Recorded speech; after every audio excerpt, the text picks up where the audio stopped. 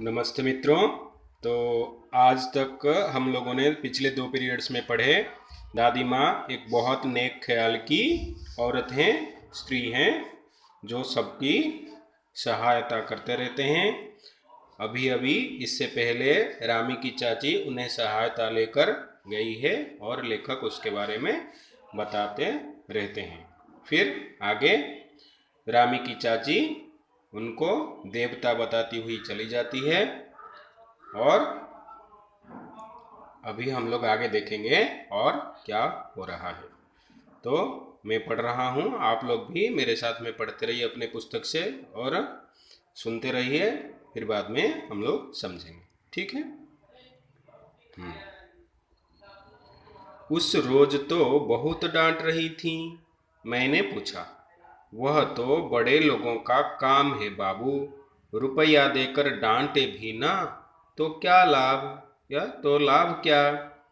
मैं मन ही मन इस तर्क पर हंसता हुआ आगे बढ़ गया। किशन के विवाह के दिनों की बात है। विवाह के 4-5 रोज पहले से ही औरतें रात भर गीत गाती हैं। विवाह की रात को अभिनय भी होता है। यह प्रायः एक ही कथा का हुआ करता है। उसमें विवाह से लेकर पुत्रोत्पत्ति तक के सभी दृश्य दिखाए जाते हैं। सभी पाठ औरतें ही करती हैं। मैं बीमार होने के कारण बारात में न जा सका। मेरा ममेरा भाई राघव दालान में सो रहा था। वह भी बारात जाने के बाद पहुंचा था। औरतों ने उस पर आपत्ति की। दादी माँ बिगड़ी। लड़के से क्या पर्दा, लड़के और ब्रह्मा का मन एक सा होता है।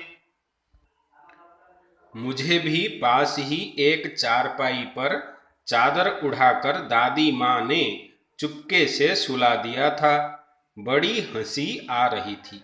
सोचा कहीं जोर से हंस दूं, भेद खुल जाए तो बाहर निकाल बाहर किया जाऊंगा। पर भाभी की बात पर हंसी रुक ना सकी और भांडा फोड़ हो गया। देबू की माँ ने चादर खींच ली। कहो दादी, यह कौन बच्चा सोया है? बेचारा रोता है शायद, दूध तो पिला दूं।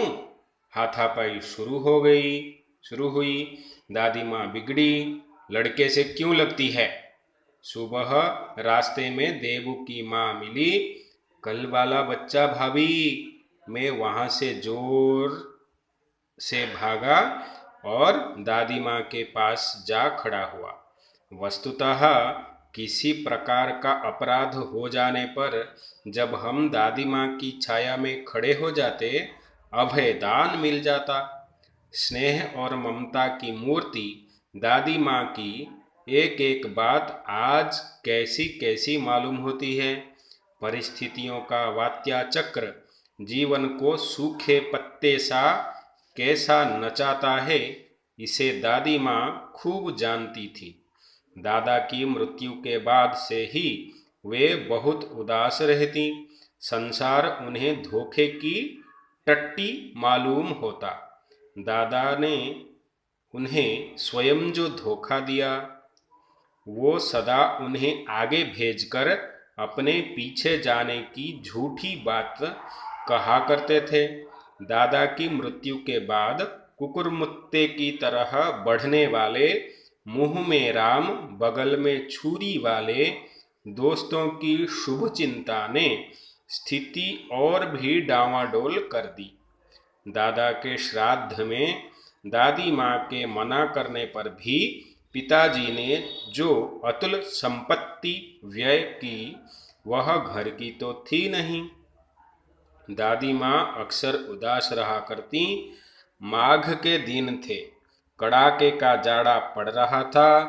पछुआ का सन्नाटा और पाले की शीत हड्डियों में घुसी पड़ती। शाम को मैंने देखा दादी माँ गीली धोती पहने कोने वाले घर में एक संदूक पर दिया जलाए हाथ जोड़कर बैठी हैं। उनकी स्नेह कातर आंखों में मैंने आंसू कभी नहीं देखे थे। मैं बहुत देर तक मन मारे उनके पास बैठा रहा। उन्होंने आंखें खोली।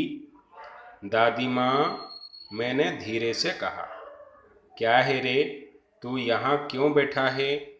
दादी माँ, एक बात पूछूं, बताओगी ना? मैंने उनकी स्नेहपूर्ण आंखों की ओर देखा। क्या है, पूछ। तुम रोती थीं। दादी माँ मुस्कुराई। पागल, तूने अभी खाना भी नहीं खाया ना? चल चल, धोती तो बदल लो दादी माँ। मैंने कहा, मुझे सर्दी गर्मी नहीं लगती बेटा। वे मुझे खींचती रसोई में ले गई। सुबह मैंने देखा, चारपाई पर बैठे पिताजी और किशन भैया मन मारे कुछ सोच रहे हैं। दूसरा चारा ही क्या है? बाबू बोले, रुपया कोई देता नहीं। कितने के तो अभी पिछले भी बाकी हैं। वे रोने रोने से हो गए। रोता क्यों है रे? दादी माँ ने उनका माथा सहलाते हुए कहा, मैं तो अभी हूँ ही।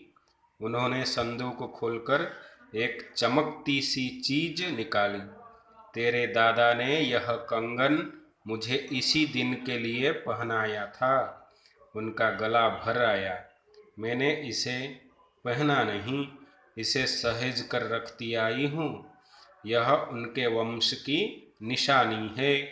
उन्होंने आंसू पोंछकर कहा, पुराने लोग आगा पीछा सब सोच लेते थे बेटा।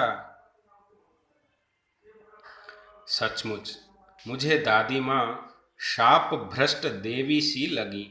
धुंधली छाया विलीन हो गई। मैंने देखा, दिन काफी चढ़ाया है। पास में लंबे खजूर के पेड़ से उड़कर एक कौवा अपनी घिनौनी काली पांखें फैलाकर मेरी खिड़की पर बैठ गया। हाथ में अब भी किशन भैया का पत्र कांप रहा है।